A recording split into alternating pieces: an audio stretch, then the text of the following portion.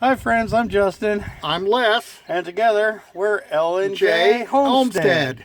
Okay, today guys, we're going to be working on window and water. I'm going to turn it over to Les so he can explain to you what's going on with the water and the window. Well, let's start with this window. Over time, this plastic material becomes loose. And because it won't hold in the door frame as it should, as you can see, I stick my finger up above there. So what we want to do is try to get this in tighter so that it'll hold. And one way we're going to do this is each of us are going to hold on either side of this.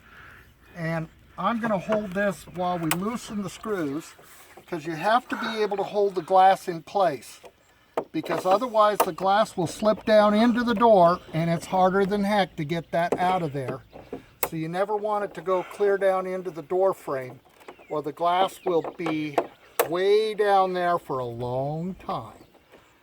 Now, so what we're doing is we're loosening this so that we can get that glass pulled up. But what I'm going to first do is actually pull it down a little bit so that we can go ahead and put a piece of tape across the top so that it'll tighten around that tape and hold it in place. Because right now there's nothing to hold the glass except just the plastic frame, and there's nothing there. All of the caulking has now went away. So what we're trying to do now is make it where that we can have the window repositioned. So what I'm doing is loosening all these screws around the frame. And I'm holding the glass in place so it doesn't fall. Right. And this just helps so that when we let the glass down, and then you'll see what I do next. Okay, so we've almost got this done, and then we can slip this down with our hands. I've got it. You can let go. Okay. Well, evidently it only slipped so far down. I thought it went further down, but I'm glad it doesn't drop all the way through. Okay, so what we're going to do is I'm going to put a piece of electrical tape along the top of this frame, and then we're going to shove it back up into there, and hopefully this will allow for the window to hold it in place. And I'm thinking that as this tape can act against the glass, fold it over the top so that it literally gives it a little bit thicker, so it'll hold that frame in place. Okay? Now I'm going to get Justin to push on the other side, and we're going to push that up into there. Just like that, and hold that in place. And I'm going to tighten this as well as I can.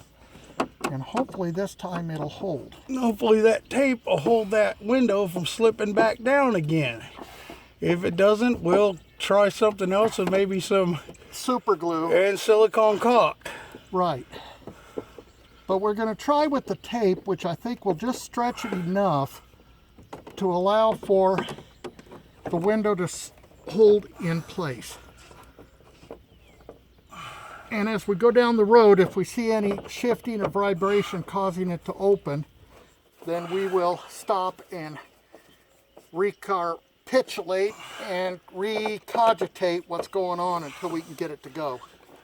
And if you guys have any suggestions on how to keep this window up, please leave a comment. We'd love to hear from you, and how maybe, we're learning this together. So if you guys have an idea,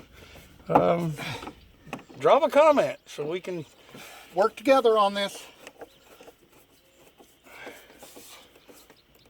And we're 4 days out from Colorado. We're leaving Saturday morning. We got to go to Jackson to pick up my brother because he's going to be driving the silver car while Les and I take the box truck and pull this dink to the Colorado land, and that's where our ultimate goal is, to build up that homestead out there.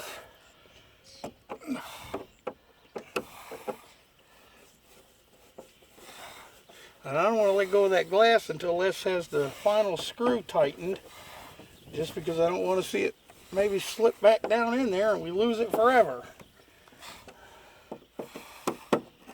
I don't think it would, because I think the screws go all the way through, but we don't need to take a chance.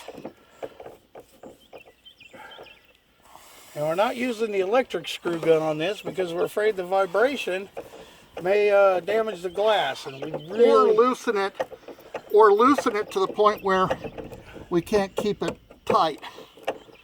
So I think this is a better way doing it by hand. We do have screw guns and better equipment in some ways, but I'm trying to do it this way.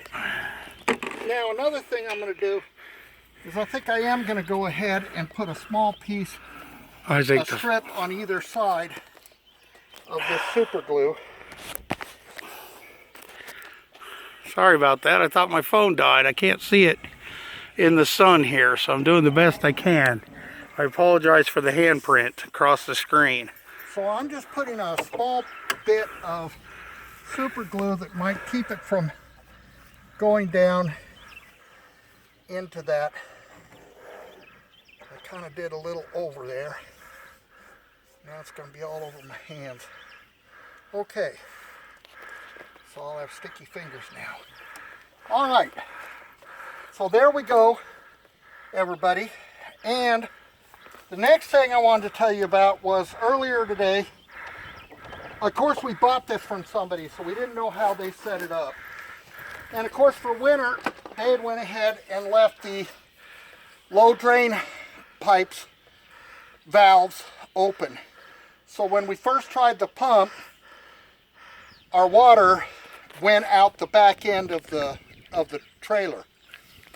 And so we're going to go inside now, and what we're going to do is I'm going to show you that we finally did get, after I figured out where we were at with the low water drain, we got the pump running now, and voila. And as is proper, you notice that the pump shuts off as the water pressure builds, so that it doesn't run continuously, which is correct. If the pump is running continuously, you're low on water, and you're going to have to stop and fill up your water supply.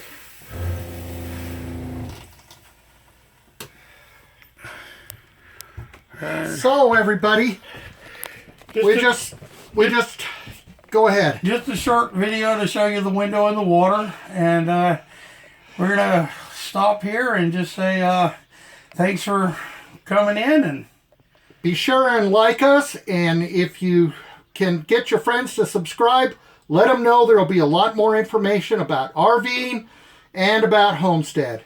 So for now, it's L and J Homestead. Until next time, Bye. bye.